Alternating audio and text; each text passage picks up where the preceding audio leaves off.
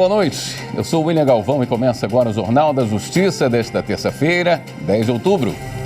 O Supremo Tribunal Federal julga leis do Rio de Janeiro que condicionam a concessão de incentivo fiscal a depósito em fundos estaduais para garantir o equilíbrio fiscal. E você acompanha também nesta edição. STF invalida a lei que obrigava operadoras a manter sinal de celular em túneis e metrô. STJ entende que a taxa do Certificado de Depósito Interbancário, CDI, não pode ser utilizada como índice de correção monetária. E ainda, TST e Bradesco assinam um acordo de cooperação técnica para reduzir o número de processos na Justiça do Trabalho.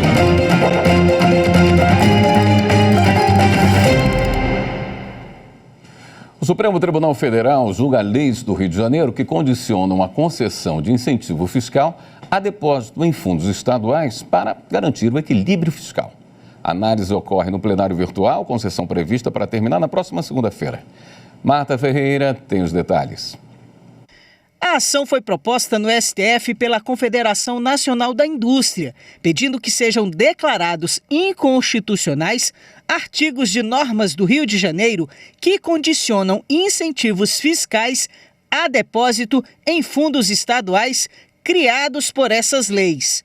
Para a CNI, os dispositivos em discussão afrontariam a Constituição Federal ao estabelecer um novo tributo, diferente do ICMS, e também um empréstimo compulsório, ambos de competência da União. Já o governador do estado do Rio de Janeiro sustenta que não houve a criação de um imposto, uma vez que as empresas pagarão o mesmo ICMS que já recolhem desde sempre. Apenas elas vão fazer agora numa extensão um pouco maior. A ação foi levada a julgamento no plenário virtual sob a relatoria do presidente ministro Luiz Roberto Barroso. Ele votou no sentido de dar interpretação conforme a Constituição aos dispositivos em discussão. Barroso propôs a seguinte tese: são constitucionais as leis 7.428 de 2016 e 8.645 de 2019, ambas do Estado do Rio de Janeiro, que instituíram o Fundo Estadual de Equilíbrio Fiscal e, posteriormente, o Fundo Orçamentário Temporário, fundos atípicos em que as receitas não estão vinculadas a um programa governamental específico e detalhado. Até agora, 2 ministros acompanharam o voto do relator. O ministro André Mendonça abriu divergência. O prazo final para os outros ministros apresentarem o voto é dia 16 de outubro. Em outra análise, o Supremo invalidou a lei do Estado do Rio de Janeiro que obrigava os operadores a manter sinal de celular e de internet no metrô e em túneis. Repórter Viviane Novaes. A lei foi questionada na Suprema Corte pela ACEL, Associação Nacional das Operadoras de Celulares. A entidade alegou que a norma invadiu a competência da União para legislar sobre telecomunicações. Segundo a lei estadual, o consumidor deveria ter sinal de celular e internet quando estivesse em túneis ou no metrô com mais de 1 quilômetro de extensão. A norma também obrigava as operadoras a colocar repetidores de sinais nas passagens subterrâneas sem custos para o usuário. Para o relator da ação, ministro Alexandre de Moraes, o Estado do Rio de Janeiro interferiu em serviços públicos que cabem apenas à União. O ministro afirmou também que a lei foi além do equilíbrio da relação de consumo e avançou sobre definições da legislação sobre os serviços de telecomunicações, como a regulação de acesso à rede, com a imposição de ajustes técnicos. Por unanimidade, os ministros da Suprema Corte declararam que a lei é inconstitucional.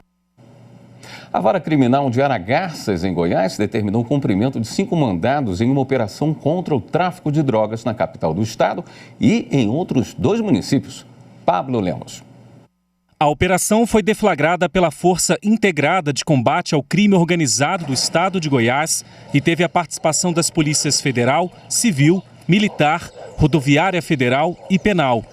Foram cumpridos 5 mandados, 2 de prisão preventiva e 3 de busca e apreensão em Goiânia, Aparecida de Goiânia e Recife, em Pernambuco. Durante a ação, a polícia contou com a ajuda de cães farejadores. As investigações tiveram início em agosto deste ano, após a prisão em flagrante de uma pessoa que transportava cocaína e maconha de Rondônia para Goiás. A partir dessa prisão, foi possível identificar outros envolvidos e possíveis beneficiários. Os suspeitos são investigados por tráfico interestadual de drogas, associação para o tráfico e lavagem de dinheiro. A seguir, TST e Bradesco assinam um acordo de cooperação para reduzir o número de processos na Justiça do Trabalho. Até já.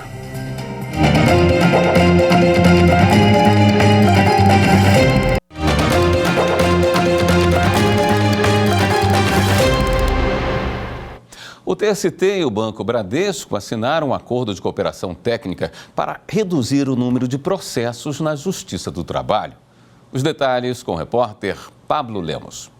O acordo foi celebrado na sede do Tribunal Superior do Trabalho, em Brasília. Os diretores do Banco Bradesco foram recebidos pelo vice-presidente do TST e do Conselho Superior da Justiça do Trabalho, ministro Aloísio Correia da Veiga, que destacou a importância da adesão das empresas para a finalização de processos. O acordo de cooperação técnica, sobretudo na atualidade, tem sido multiplicado com todas as empresas que têm, naturalmente, um contingente de processos na Justiça do Trabalho, no sentido de criar uma cultura da conciliação, de estabelecer o diálogo de cooperação entre as partes e o Poder Judiciário. É preciso que eles façam um levantamento de tudo aquilo que está pendente para que, naturalmente, venha a ter efetividade e concretização do acordo celebrado. O acordo com o Bradesco pretende encerrar cerca de 2.200 processos que tramitam no TST, segundo dados do Tribunal de setembro deste ano. O critério de escolha foi o modelo de propensão, que busca avaliar o valor envolvido na causa e a possibilidade de ganhar ou perder o recurso em processos com temas comuns. Evidentemente, a gente vai ter que agora acomodar esses 2.200 processos no próprio TST para ver como é que a gente faz isso de forma bastante ordenada, né, e com tranquilidade, né? Mas é mais do que esses 2.200, a ideia é agora construir uma jornada, né, e um processo que vá separando e conduzindo e evitando que esses processos cheguem ao TST, né? Então nós estimamos aí que em 2 anos a gente consiga reduzir bastante o nível de demanda que vem para o TST. A presidente do Tribunal de Justiça do Rio Grande do Sul participou do seminário Mulheres no Poder, promovido pela Júris, a Associação dos Juízes do Estado. O encontro celebrou a criação do Departamento das Mulheres Magistradas da entidade. Repórter Matheus Beck. O Tribunal Gaúcho é um dos 6 presididos por mulheres no Brasil. É pioneiro em ações contra a disparidade de gênero, como a criação da Ouvidoria da Mulher, e é do Rio Grande do Sul que saiu a última presidente da Suprema Corte, a ministra Rosa Weber. Tudo isso pode dar a impressão de que a equidade não é mais um problema no Estado, mas a luta pela igualdade é permanente, conforme destacou a desembargadora Iris Helena no painel de abertura do evento. É claro que nós gostaríamos que fosse muito mais rápido, né? Mais célere e que já tivesse numa expressão muito maior. Mas tudo a seu tempo. Eu gosto muito de dizer que tudo se constrói, não é? Que a semeadura por vezes é longa e vai a sementinha e vai o tempo e toda a cautela. Nós precisamos de uma série de fatores que nos propiciem a boa colheita a tempo certo. Por coincidência, o evento ocorreu na mesma semana em que o CNJ aprovou uma mudança nas promoções por merecimento para diminuir a desigualdade de gênero na segunda instância. A autora da proposta que embasou a decisão, a desembargadora federal Salise Sanchotene, disse que o judiciário deu um passo importante, mas precisa estar atento para corrigir possíveis retrocessos. Nós temos uma vitória para comemorar, é um momento muito importante para a magistratura feminina, porque alavancou a possibilidade de muitas mulheres chegarem aos tribunais de apelação que nós não tínhamos antes. Os números que nós temos no CNJ revelam que há 13 tribunais no Brasil, dos 90, que só tem homens. Há vários tribunais, como por exemplo o Tribunal de Justiça de Pernambuco, que tem mais de 200 anos de história, que nunca promoveu uma mulher no merecimento. Das 5 desembargadoras que teve, 4 4 vieram pelo quinto e uma na antiguidade, em 200 anos. Então é inadmissível imaginar que não tem nenhuma mulher com condição de chegar por merecimento lá. E agora a política vai forçar que a cada lista de merecimento 3 mulheres venham integrando, né? Então, assim, isso vai dar uma possibilidade, pelo menos, assim, da gente começar a trabalhar essa questão da paridade de gênero nos tribunais. Foi uma feliz coincidência da Júris neste ano, né? Criar o Departamento das Mulheres da Júris e, ao mesmo tempo, elas já trabalhando, né, na pauta específica das mulheres conseguirem ajudar a aprovar, no âmbito do CNJ, a questão da ação afirmativa de equidade de gêneros nos tribunais. As magistradas presentes no auditório do Centro de Formação e Desenvolvimento de Pessoas do Poder Judiciário lembraram que o Rio Grande do Sul é um dos tribunais com maior equilíbrio entre homens e mulheres em funções de direção. Ainda assim, ressaltaram a importância de criar redes de apoio e combater o machismo em todos os setores e instâncias, como em questões sobre onde serão instaladas varas de violência doméstica e qual será a estrutura destinada a ela, por exemplo. Cada tribunal se organiza dentro da sua discricionariedade para as questões de promoção e também da estrutura da sua carreira. No Rio Grande do Sul nós estamos próximos, sim, mas tem muito o que fazer. Tem muitas mulheres que ficam pelo caminho porque temos essas dificuldades todas de movimentação e questões particulares que nos tocam mais de perto, nós mulheres. De acordo com essa regra nova, que terá que ser 60% a 40%, faltam 6 mulheres no tribunal. Então a gente vê que não é uma diferença muito grande. Sobre esse aspecto, sim, o nosso tribunal é muito diferenciado e já vem crescendo e melhorando a questão da igualdade entre mulheres e homens. Mas independente disso, a nossa sociedade ela ainda é estruturalmente machista, patriarcal. Então é importante o departamento para que a gente continue discutindo e continue falando dos papéis do homem e da mulher, não só no judiciário, mas como nesse evento aqui, em todas as esferas de poder. O seminário teve ainda um talk show com a escritora Marta Medeiros, que contou sobre a relação com o feminismo e a busca pela representatividade nos espaços de poder. Eu acho que é uma onda que é gigantesca e certamente não é temporária, veio para ficar e que vai reformular o mundo inteiro. Então eu sou muito otimista em relação a isso. Sei, como a Iris falou, não é um processo rápido, foram séculos de hegemonia masculina, isso aí não se muda, né, num estalar de dedos, mas eu me sinto muito honrada de fazer parte desse movimento, de estar testemunhando isso que sempre foi uma busca feminina. Sempre refiro que sou a primeira, estou a primeira, mas que não serei a última. E esse auditório é a prova disso. Tá? Nós temos magistradas brilhantes na magistratura gaúcha que a seu tempo ocuparão esses espaços, os espaços que quiserem. No Rio Grande do Sul, o Tribunal de Justiça lançou a 5ª etapa do programa More Legal. A iniciativa tem como objetivo legalizar de forma simples e com o mínimo de burocracia a situação de quem reside em áreas irregulares. Reportagem de Paulo Marcon.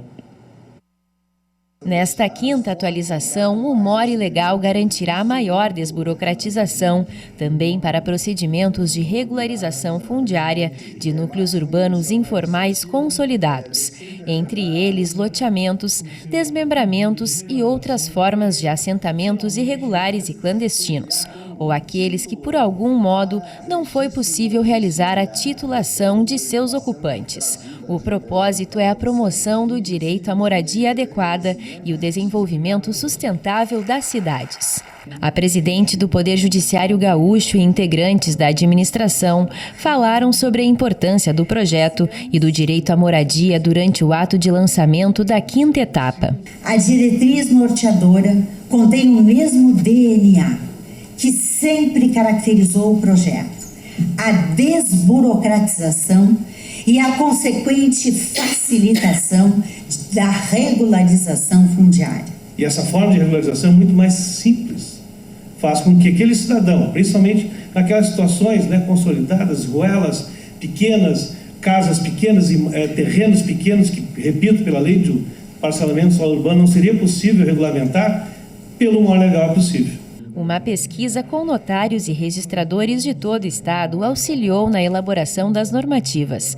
O presidente da Associação dos Notários e Registradores do Rio Grande do Sul, a ANOREG, parabenizou a iniciativa do TJRS para agilizar as questões relacionadas à legalização fundiária e direito à moradia. Muito me alegra ter participado do estudo da elaboração de todas as versões do projeto, desde o ano de 1995, e ter integrado mais este grupo de trabalho que hoje disponibiliza aos gaúchos um instrumento revisado, renovado e apto a atender aos anseios da comunidade que sonha com a regularização do seu imóvel.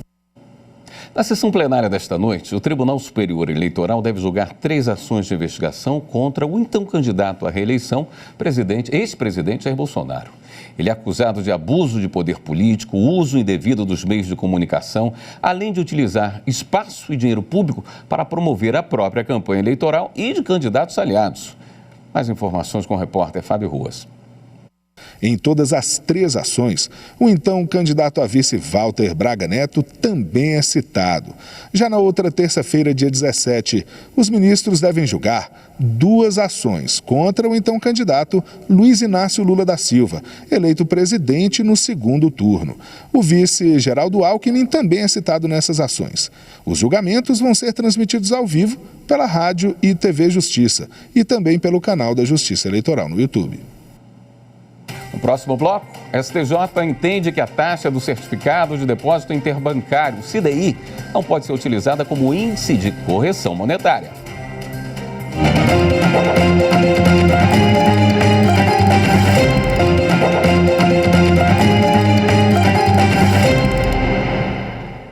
A taxa do Certificado de Depósito Interbancário, CDI, não pode ser utilizada como índice de correção monetária. O entendimento é da 3ª turma do Superior Tribunal de Justiça, Michele Chapa. O ministro Moura Ribeiro foi o relator no STJ do recurso especial de uma cooperativa que defendia a aplicabilidade do CDI como índice de correção monetária em contrato de financiamento firmado com uma mulher. O STJ julgou que o Índice Nacional de Preços ao Consumidor, INPC, deveria ser aplicado como fator de atualização, conforme entendeu o Tribunal de Justiça de Santa Catarina. O TJ considerou que a incidência do CDI na composição dos encargos moratórios, juntamente com juros, seria abusiva, como alegou a mulher que questionou a taxa de cobrança.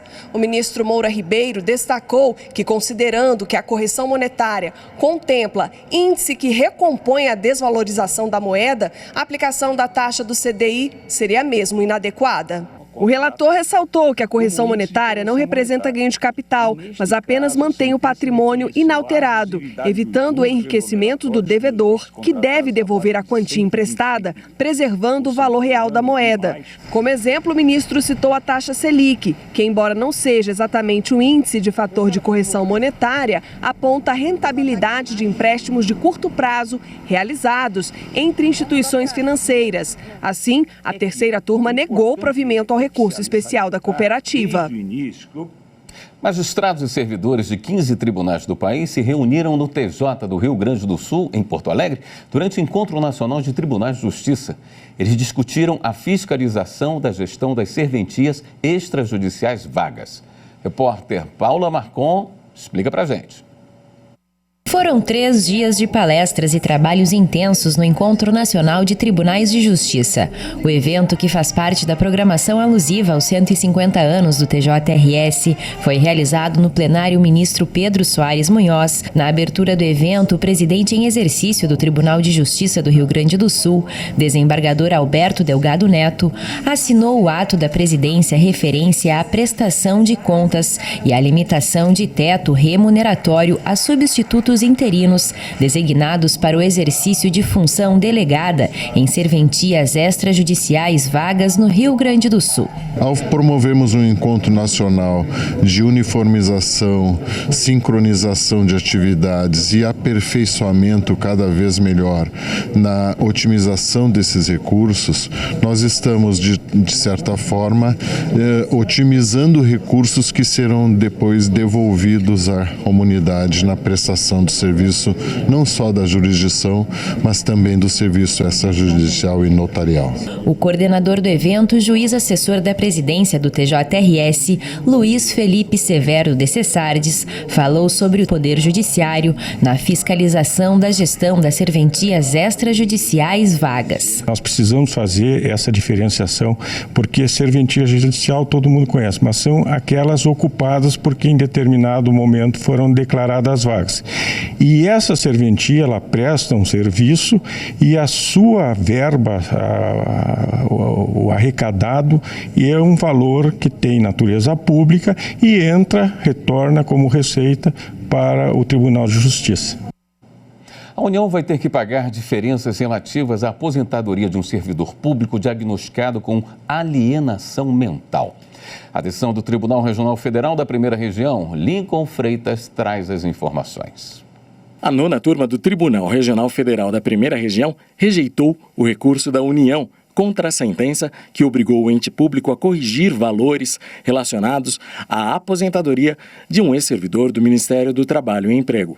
O autor recorreu ao judiciário para receber proventos integrais, considerando que se aposentou por invalidez devido à alienação mental, incorporar a gratificação de desempenho da carreira, da Previdência, Saúde e do Trabalho à sua aposentadoria com base na igualdade e paridade, e receber indenização por danos morais devido ao pagamento a menor dos seus proventos ao longo de vários anos. Diante da sentença, na qual o juízo de primeiro grau concedeu o pedido referente às diferenças salariais, mas negou a incorporação da gratificação, ambas as partes recorreram. O autor contestou a aplicação do marco prescricional pelo juiz de primeira instância, alegando que a prescrição não seria aplicável a indivíduos considerados incapazes. Já a União, sobre esse mesmo ponto, sustentou que o direito à igualdade de benefícios entre funcionários ativos e aposentados cessou após a emenda constitucional número 4 de 2003. Ao analisar o caso, o relator desembargador federal Urbano Leal Bercó Neto entendeu que o direito favorece o servidor aposentado com relação à integralidade, pois não há dúvida quanto à razão de sua aposentadoria por invalidez devido à doença incapacitante. Também não há contestação quanto ao fato de o ex-servidor sofrer de esquizofrenia paranoide. Mas, com relação à gratificação, ela não foi concedida porque não se aplica aos servidores públicos. Este mês, a Constituição brasileira completa 35 anos. Ela é conhecida como a Constituição Cidadã. Mas o que a vida do cidadão tem a ver com a lei maior do país? A partir de hoje, você vai conhecer 4 histórias de brasileiros que foram contemplados com decisões do Supremo Tribunal Federal, a quem compete a guarda da Constituição. O primeiro caso é da estudante de biologia Vitória Deolindo. Ela entrou para a universidade por meio do sistema de cotas.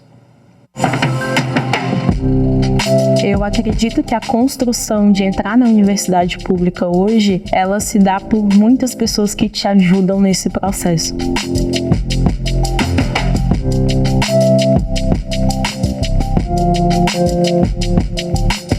Eu ouso dizer que foi o melhor dia da minha vida até hoje e com certeza um dos meus maiores sonhos é poder educar, poder levar o conhecimento e retornar esse conhecimento para a sociedade.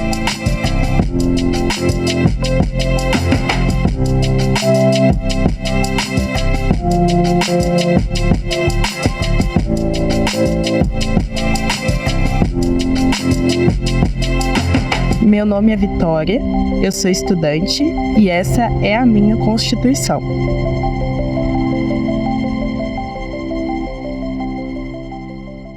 Amanhã a gente vai contar a história do músico Rodrigo Karashima. Em 2014, o STF decidiu que o registro de classe não é necessário para que o profissional se apresente em público. Esta edição do Jornal da Justiça fica por aqui. Uma ótima noite para você. Até amanhã.